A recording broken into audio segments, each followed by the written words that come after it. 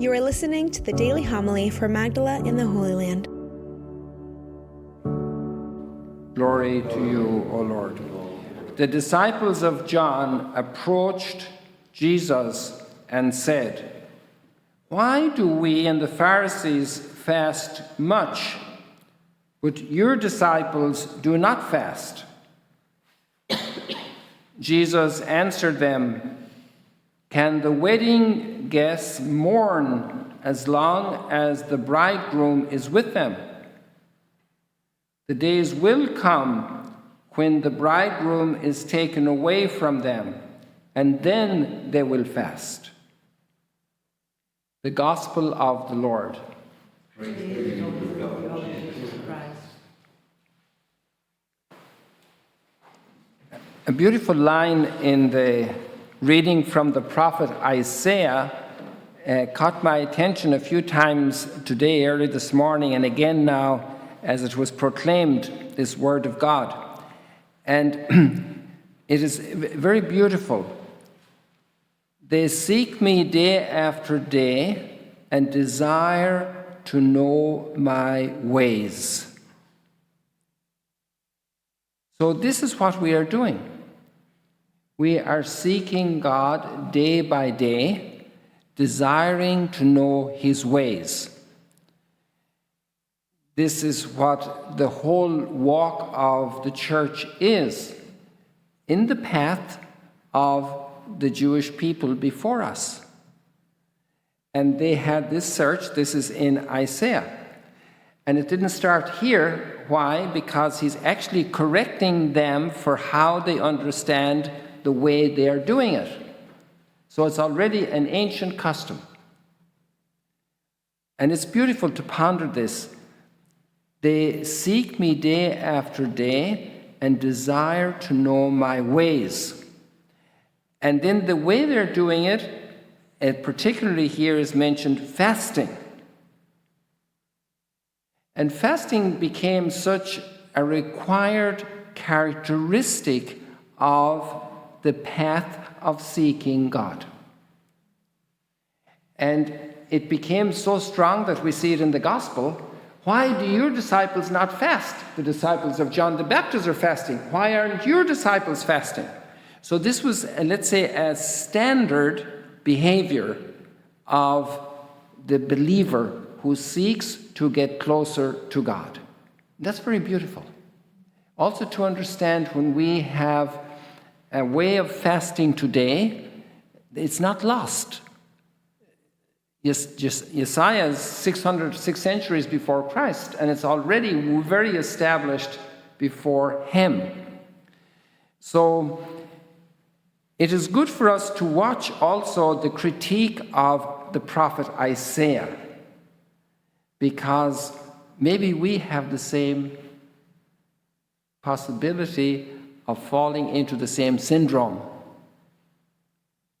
That we fast, but not in a way that's pleasing to God. And I say, saying, watch out. You do all these things for fasting, but look at how you really live during the day of fasting. First of all, you're doing your own business. You're not even thinking of God. You're pursuing your own will, following your own pursuits. So that's not a heart that's turned to God. It doesn't mean that when we have tasks to do and services to perform, that it's incompatible with fasting.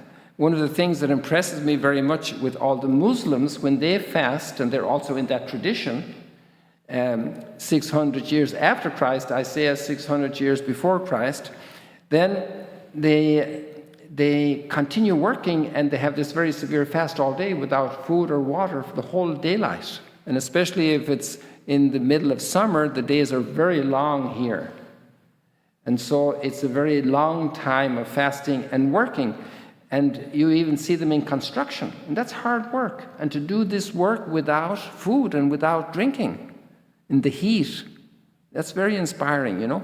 So we can perform services, but to pursue our own pursuits is more like self-will pursuit and not God's will pursuit.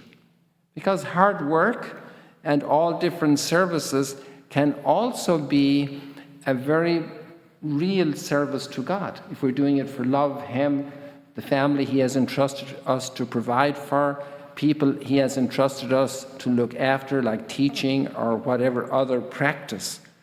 So Isaiah continues to notice another thing. These people are fasting, but they are quarreling. They are fighting with each other. And then the line that I always talk about for years and years and always has impressed me very much, at the end of this, he says, this is the kind of fasting I like. And at the very end of these 3 points he makes about feeding the hungry, clothing the naked, and giving a house to the homeless. And we have this problem in our society today. Then he says, and do not turn your back on your own. That's so telling. It's so easy for us to turn our back and walk away. They say one of the biggest evils of our world today, why evil triumphs, is because many people are indifferent. Indifference is one of the expressions of turning your back to the other. If we are indifferent, people can suffer and we walk away. We don't get involved.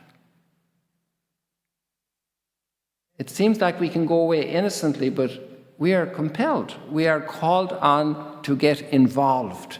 This is very strong. Do not turn your back on your own. If we go through the 3 points he made, they're very interesting. To feed the hungry. This is what parents do every day for their children. We see with the families that are living here in Magdala, a little child is crying any time during the night and the daytime, and the parents rush to look after the child. Look at the effort it takes for a family to maintain a house.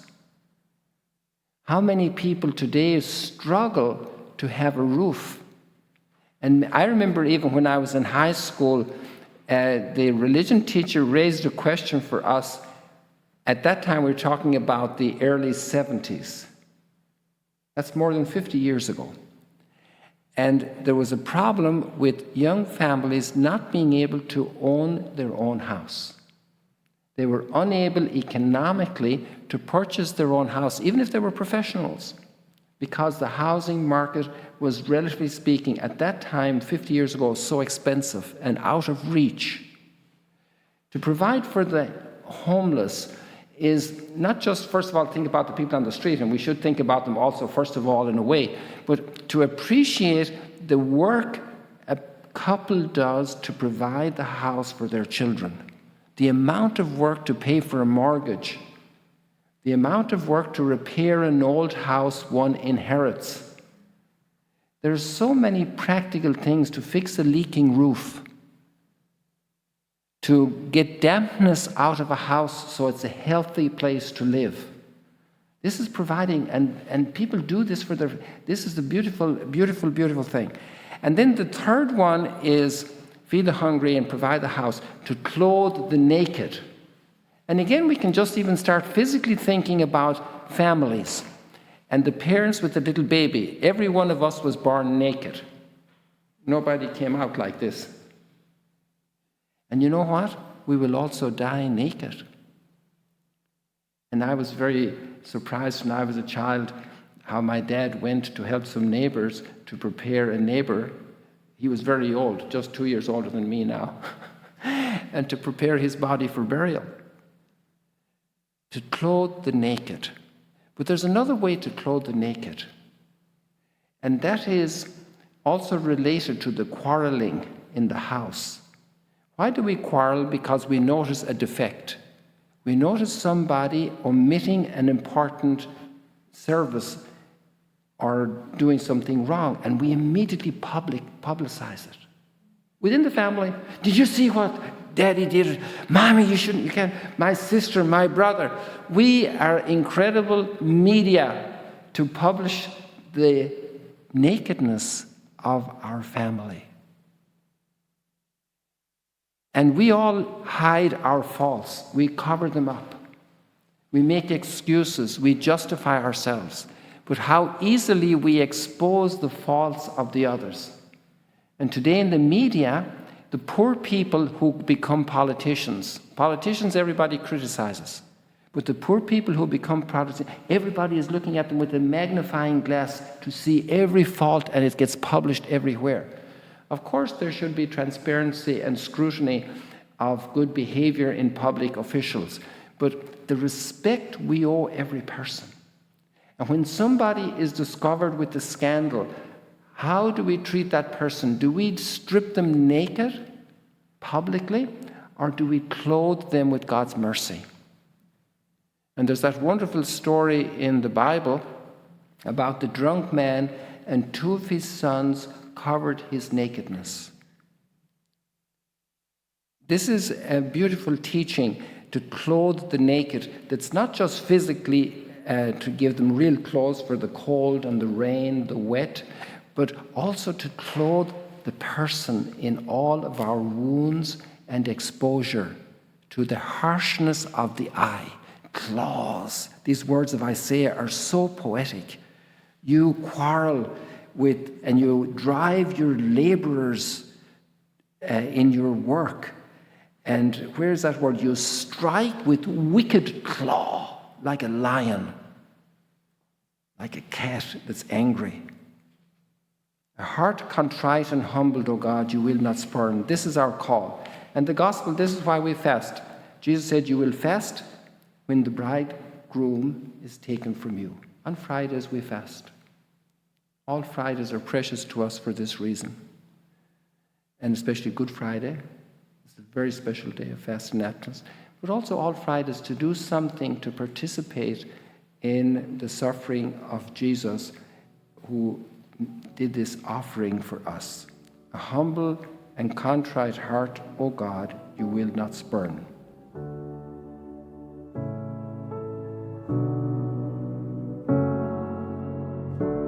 Thank you for joining us today. If you want to learn more about Magdala, follow us on YouTube and on Facebook.